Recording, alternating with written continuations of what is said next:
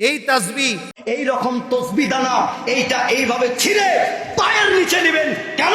এইটার মাধ্যমে মুহাম্মদ সাল্লাল্লাহু আলাইহি সাল্লামকে অপমান করা হয়। কিছু কিছু নামদারে আহলে খবিস আছে যারা এই তাসবিহকে মাহফিলের ময়দানে চিরে নিজেকে ভাইরাল করতে চায়, নিজেকে প্রকাশ করতে চায়, নবীর সুন্নতের উপর আক্রমণ করে ইসলামকে প্রচার করার নামে ইসলামকে ধ্বংস করতে চায়, ঠিক কিনা?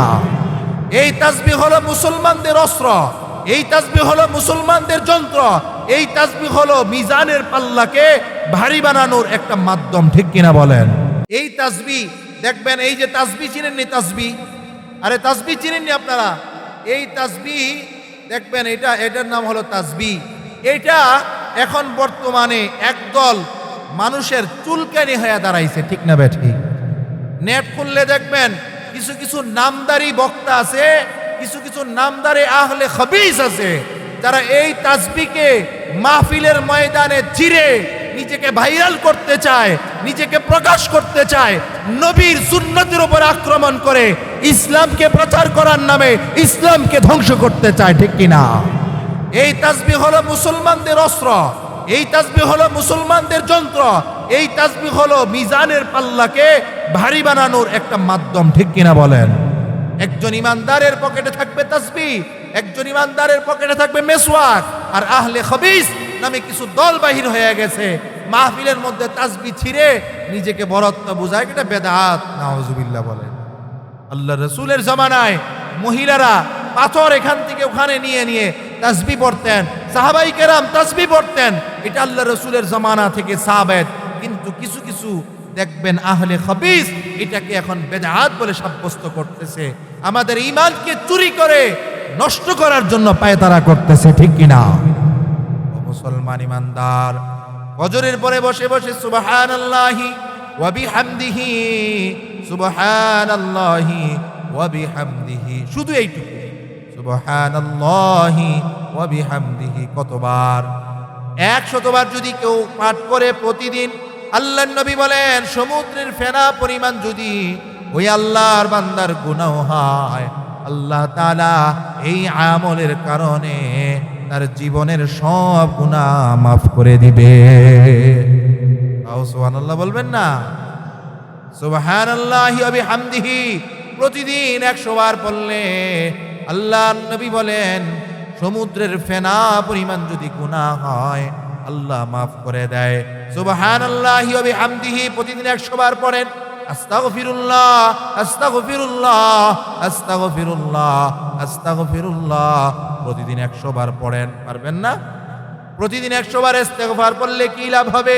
আল্লাহর নবী বলেন লাউ বালাগাত যুনুবুকা আনানাস সামা, কোন ব্যক্তি যদি গুনাহ করতে করতে তার গুনাহ আকাশ পর্যন্ত হয়ে যায়, আকাশ পর্যন্ত গুনাহ হয়ে গেছে, আল্লাহর নবী বলেন সুম্মাস্তাগফারতানি, ওই আল্লাহর বান্দা আমার কাছে মাফ চেয়েছে, ইস্তেগফার পড়েছে, সুবহানাল্লাহ 100 বার বলেছে, আস্তাগফিরুল্লাহ 100 বার পড়েছে, লাউ বালাগাত যুনুবুকা আনানাস সামা সুম্মাস্তাগফারতানি লাগাফারতু লাকা ওয়ালা উবালি, আল্লাহর নবী বলেন আল্লাহ আল্লাহর বান্দাকে মাফ করে দেয়। তাহলে জাহান্নামের আগুন থেকে বাঁচতে চান আপনারা? জাহান্নামের আগুন থেকে নিজেকে বাঁচাতে হবে, নিজের পরিবারকে বাঁচাতে হবে। ও মুসলমান ইমানদার, এখন এমন এক জমানা, যেই জমানায় গুনাহের প্রতিযোগিতা চলতেছে।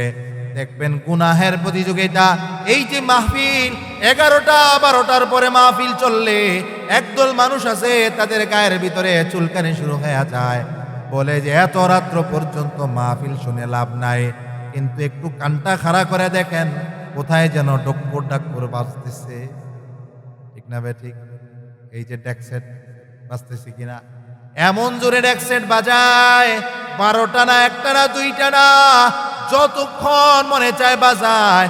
কোন আল্লাহর বান্দা সাহস পায় না মন্তব্য করার, সাহস পায় না বাধা দেওয়ার, যত সব বাধা হলো ওয়াজ মাহফিল, ঠিক না বে ঠিক? এই জন্য গুনাহের প্রতিযোগিতা চলতেছে। একদল আছে গুনাহের প্রতিযোগিতায় লিপ্ত, আমরা আমলের প্রতিযোগিতা করতে হবে। আজকে আপনাদেরকে জাহান্নাম থেকে বাঁচার কিছু আমল শিখায়া যায়। এক নাম্বার আমল হলো সুবহানাল্লাহি ওয়া বিহামদিহি, 100 বার করে প্রতিদিন ফজরের পরে পড়ব। আল্লাহর নবী বলেন সমুদ্রের ফেনা পরিমাণ গুনাহ মাফ হয়ে যাবে। 2 নাম্বার ফজরের পরে পড়ব আস্তাগফিরুল্লাহ আস্তাগফিরুল্লাহ আস্তাগফিরুল্লাহ আস্তাগফিরুল্লাহ। এই ইস্তেগফার পড়ার দ্বারায় শুধু গুনাহই মাফ হয় না, গুনাহ মাফ হওয়ার পাশাপাশি এই ইস্তেগফারের দ্বারায় আল্লাহ আপনার আমার দুনিয়ার সকল হাজতকে পুরা করে দেয়। সব হাজত আল্লাহ পুরা করে দেয়। বেশি বেশি ইস্তেগফার করো। হাসান বসরিকে আল্লাহর এক বান্দা বলে, হাসান, আমার অভাব দূর হয় না, আমার জীবনে বড় অভাব, টাকার ভিতরে বরকত নাই, ব্যবসার ভিতরে বরকত নাই, মাস শেষে যেই টাকা আসে এটা পুরা মাস চলতে পারি না। ও হাসান, আমাকে একটা আমল বলে দাও, কি আমল করলে আমার টাকার ভিতরে বরকত হবে, আমার ব্যবসায় বরকত হবে, আমার সম্পদের ভিতরে বরকত হবে।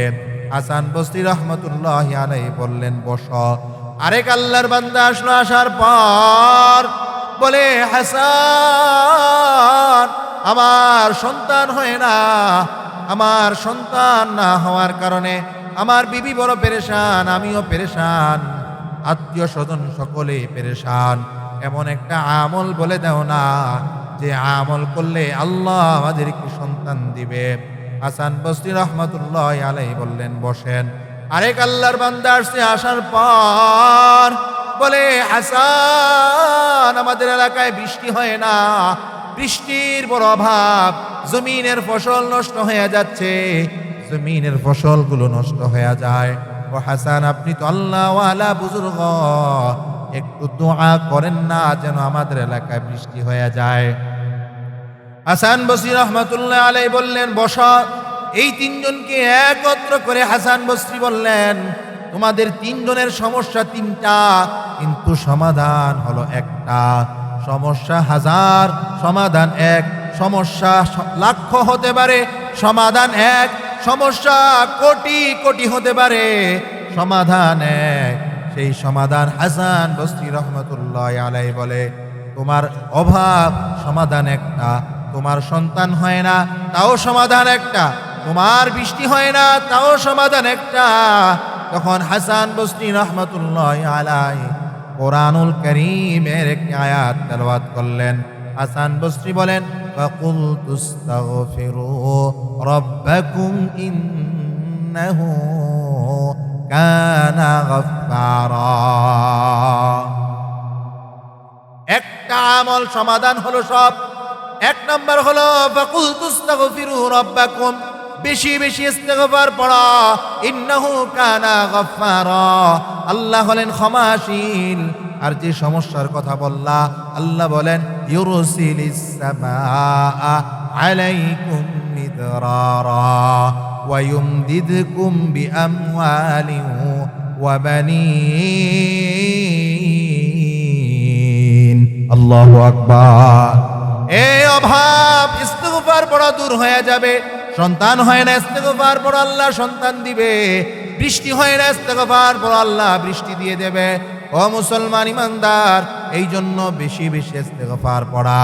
সকালবেলা 100 বার ইস্তেগফার পড়ব। আল্লাহর নবী বলেন, এই সুবহানাল্লাহি ওয়া বিহামদিহি সুবহানাল্লাহিল আযীম বাক্য 2টা ছোট্ট, মিজানের পাল্লায় অনেক ভারী, মিজানের পাল্লায় অনেক ওজন। এই জন্য আমরা বেশি বেশি করে আল্লাহর তাসবিহ পাঠ করব, নিজে জাহান্নাম থেকে বাঁচব, নিজের পরিবারকে জাহান্নামের আগুন থেকে বাঁচাবো। নিজে বেশি বেশি তাসবিহ পাঠ করব, আল্লাহর জিকির আজকার করব এবং নিজের পরিবারকেও আমলের প্রতি উদ্বুদ্ধ করব। আল্লাহ আমাদের সকলকে আমল করার তৌফিক দান করেন, আমিন।